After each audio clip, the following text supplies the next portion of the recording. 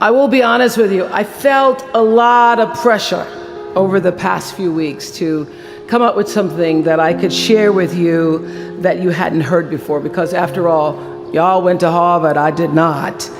But then I realized that you don't have to necessarily go to Harvard to have a driven, obsessive, type A personality, but it helps. And while I may not have graduated from here, I admit that my personality is about as Harvard as they come.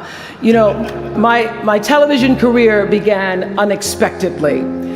As you heard this morning, I was in the Miss Fire Prevention contest. That was when I was 16 years old in Nashville, Tennessee, and you had the requirement of having to have red hair in order to win, up until the year that I entered. So they were doing the question and answer period, because I knew I wasn't going to win in the swimsuit competition.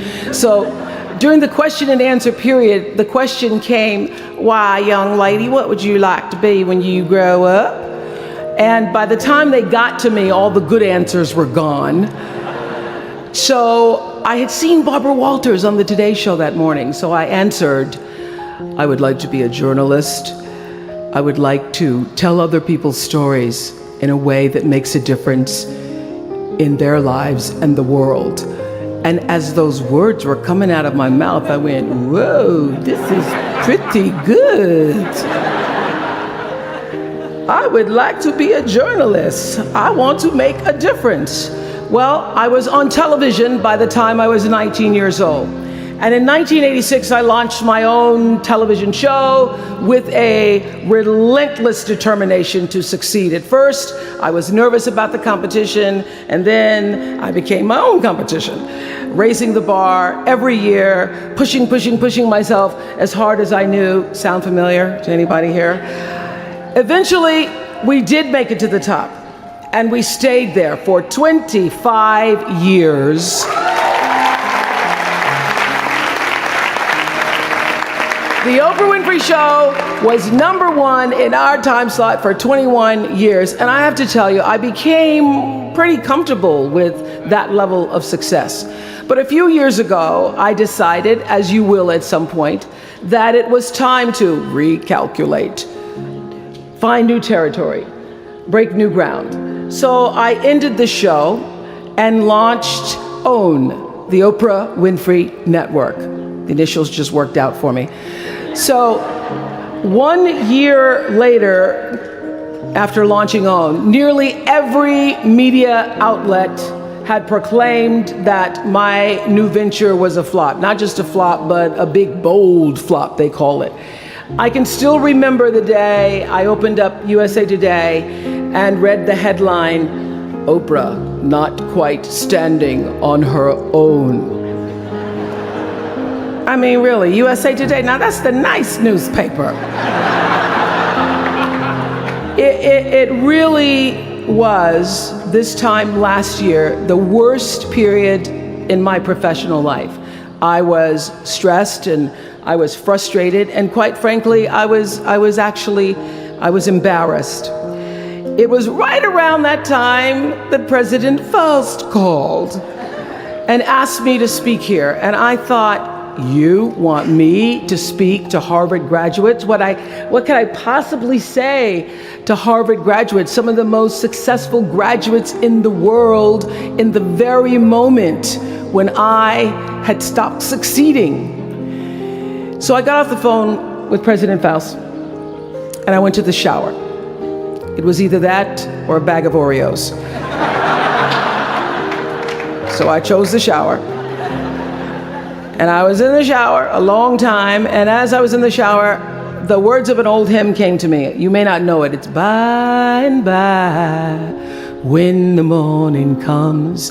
And I started thinking about when the morning might come, because at the time I thought I was stuck in a hole. And the words came to me, trouble don't last always, from that hymn. This too shall pass. And I thought, as I got out of the shower, I am going to turn this thing around, and I will be better for it. And when I do, I'm going to go to Harvard, and I'm going to speak the truth of it. So I'm here today to tell you, I have turned that network around.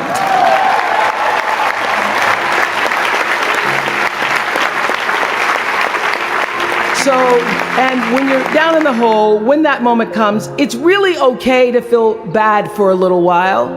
Give yourself time to mourn what you think you may have lost. But then, here's the key. Learn from every mistake, because every experience, encounter, and particularly your mistakes are there to teach you and force you into being more of who you are. And then figure out what is the next right move. And the key to life is to develop an internal, moral, emotional GPS that can tell you which way to go. Because now and forevermore, when you Google yourself, your search results will read Harvard 2013.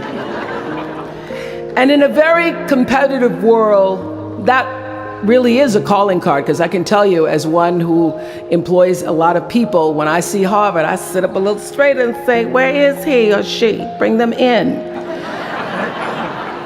It's an impressive calling card that can lead to even more impressive bullets in the years ahead. Lawyer, senator, CEO, scientists, physicists, winners of Nobel and Pulitzer Prizes, or late night talk show host.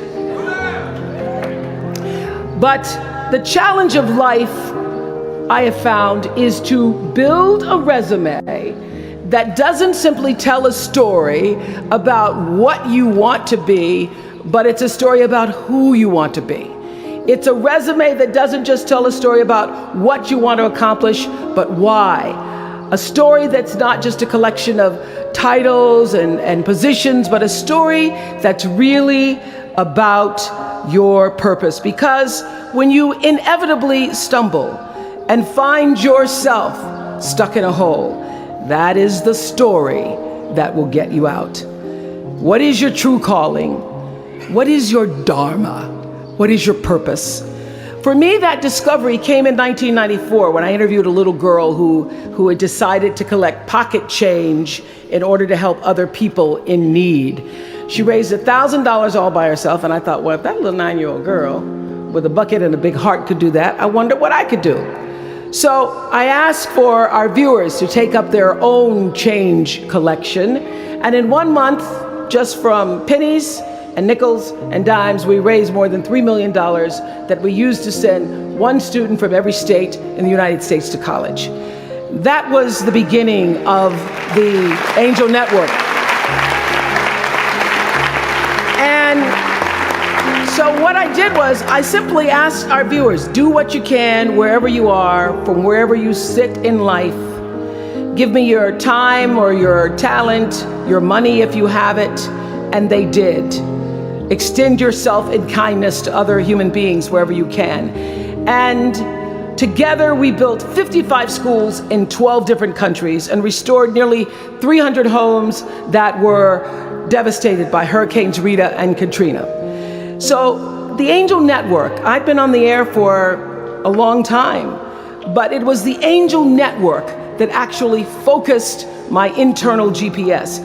It helped me to decide that I wasn't just going to be on TV every day, but that the goal of my shows, my interviews, my business, my philanthropy, all of it, whatever ventures I might pursue, would be to make clear that what unites us is ultimately far more redeeming and compelling than anything that separates me.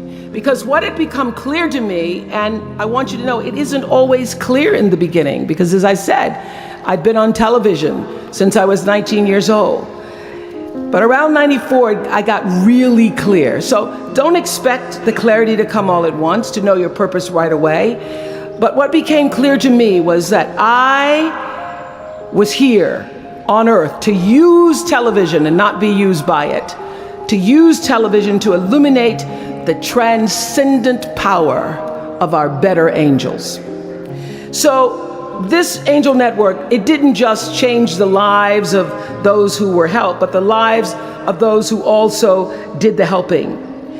It reminded us that no matter who we are, or what we look like, or what we may believe, it is both possible and more importantly, it becomes powerful to come together in common purpose and common effort.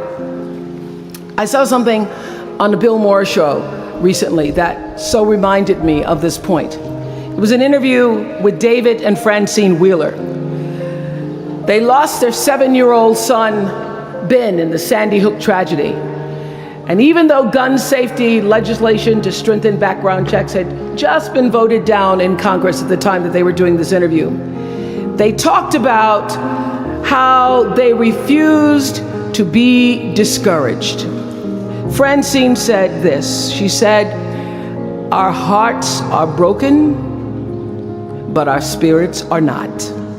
I'm going to tell them what it's like to find a conversation about change that is love, and I'm going to do that without fighting them." And then her husband David added this: "You simply cannot demonize or vilify someone who doesn't agree with you, because the minute you do that, your discussion is over, and we cannot do that any longer. The problem is too enormous. There has to be some way that this darkness can be banished with light." In our political system and in the media, we often see the reflection of a country that is polarized, that is paralyzed, and is self-interested. And yet, I know you know the truth. We all know that we are better than the cynicism and the pessimism that is regurgitated throughout Washington and the 24-hour cable news cycle. Not my channel, by the way. We understand that the vast majority of people in this country believe in stronger background checks because they realize that we can uphold the Second Amendment and also reduce the violence that is robbing us of our children. They don't have to be incompatible.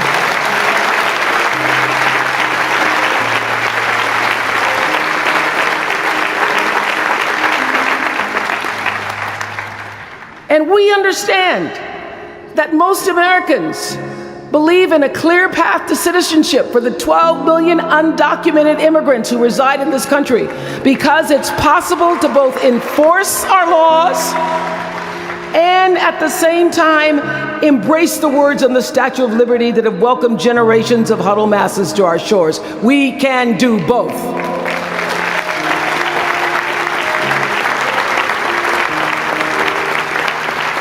And we understand, I know you do because you went to Harvard, that people from both parties and no party believe that indigent mothers and families should have access to healthy food and a roof over their heads and a strong public education. Because here in the richest nation on earth, we can afford a basic level of security and opportunity. So the question is, what are we going to do about it? Really, what are you going to do about it? Maybe you agree with these beliefs, maybe you don't. Maybe you care about these issues, or maybe there are other challenges that you, class of 2013, are passionate about. Maybe you want to make a difference by serving in government. Maybe you want to launch your own television show.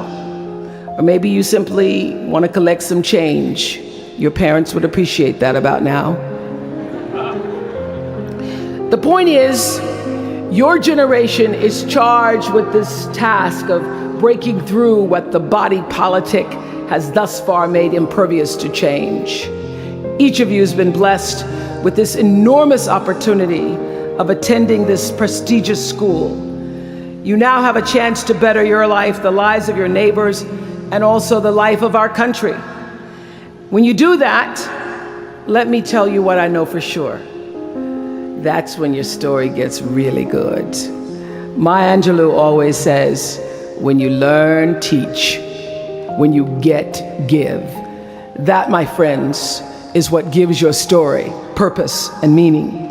So you all have the power in your own way to develop your own angel network. And in doing so, your class will be armed with more tools of influence and empowerment than any other generation in history. I did it in an analog world. I was blessed with a platform that at its height reached nearly 20 million viewers a day. Now here in a world of Twitter and Facebook and YouTube and Tumblr, you can reach billions in just seconds. You're the generation that rejected predictions about your detachment and your disengagement by showing up to vote in record numbers in 2008. And when the pundits they talked about you, they said you'd be too disappointed, you'd be too dejected to repeat that same kind of turnout in the 2012 election, and you proved them wrong by showing up in even greater numbers. That's who you are. This generation, your generation, I know, has developed a finely honed radar for BS. Can you say BS at Harvard? The spin and phoniness and artificial nastiness that saturates so much of our national debate. I know you all understand better than most that real progress requires an authentic way of being, honesty, and above all, empathy. I have to say that the single most important lesson I learned in 25 years talking every single day to people was that there's a common denominator in our human experience. Most of us, I tell you, we don't want to be divided. What we want, the common denominator that I found in every single interview, is we want to be validated. We want to be understood. I've done over 35,000 interviews in my career. And as soon as that camera shuts off, everyone always turns to me and inevitably in their own way asks this question: was that okay? I heard it from President Bush. I heard it from President Obama. I've heard it from heroes and from housewives. I've heard it from victims and perpetrators of crimes. I even heard it from Beyonce and all of her Beyonce-ness. She finishes performing, hands me the microphone and says, "Was that okay?" Friends and family, yours, enemies, strangers, in every argument, in every encounter, every exchange, I will tell you, they all want to know one thing: was that okay? Did you hear me? Do you see me? Did what I say mean anything to you? And even though this is the college where Facebook was born, my hope is that you will try to go out and have more face-to-face conversations with people you may disagree with.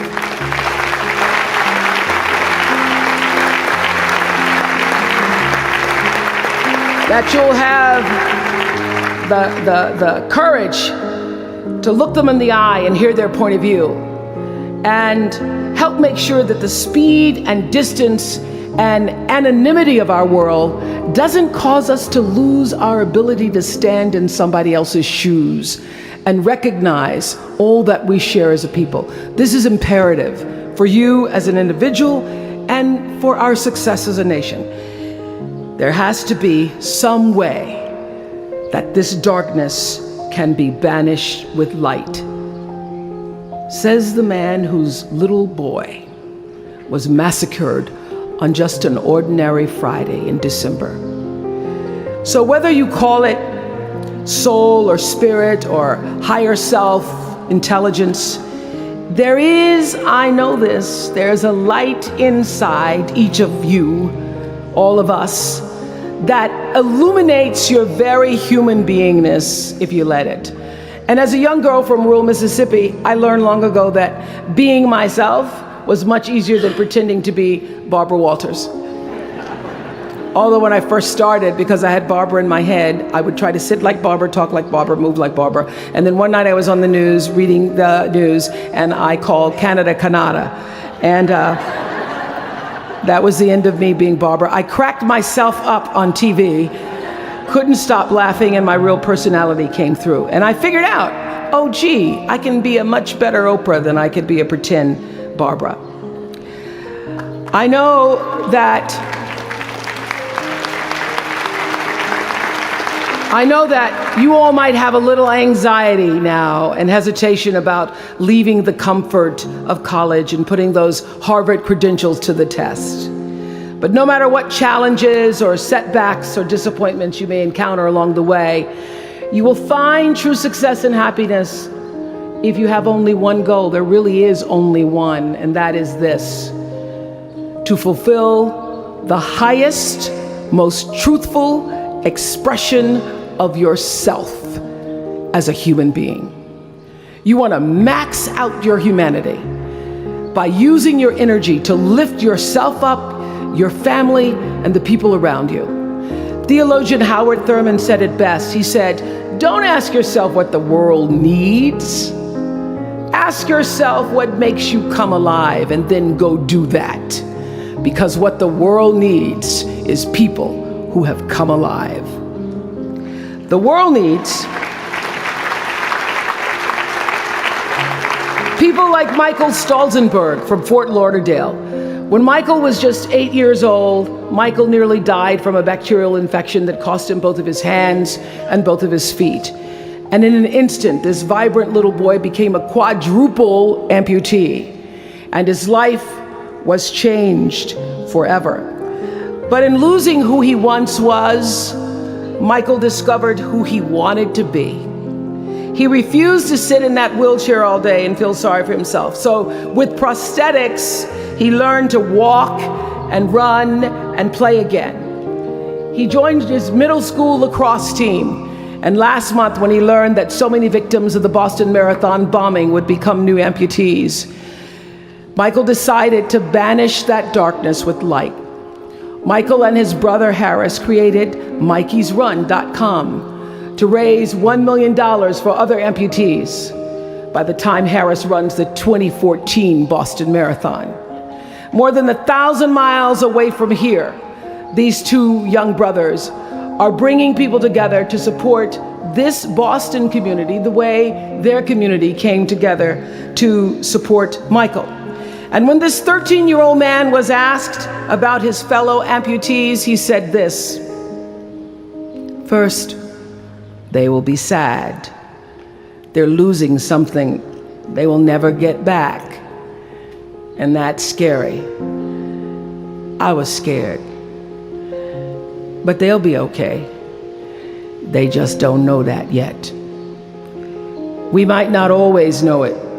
We might not always see it or hear it on the news or even feel it in our daily lives, but I have faith that no matter what, class of 2013, you will be okay, and you will make sure our country is okay.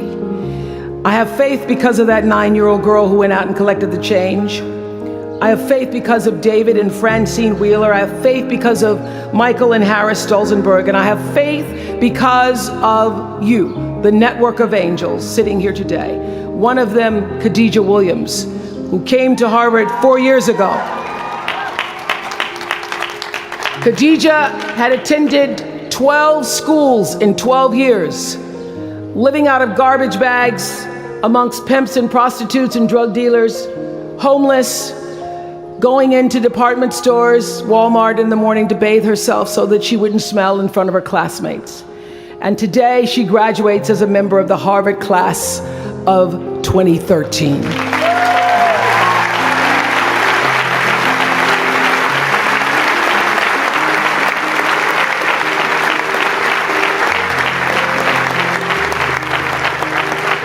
From time to time, you may stumble, fall. You will for sure count on this.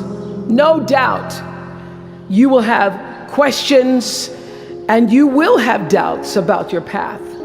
But I know this: if you're willing to listen, to be guided by that still small voice that is the GPS within yourself, to find out what makes you come alive, you will be more than okay. You will be happy, you will be successful, and you will make a difference in the world.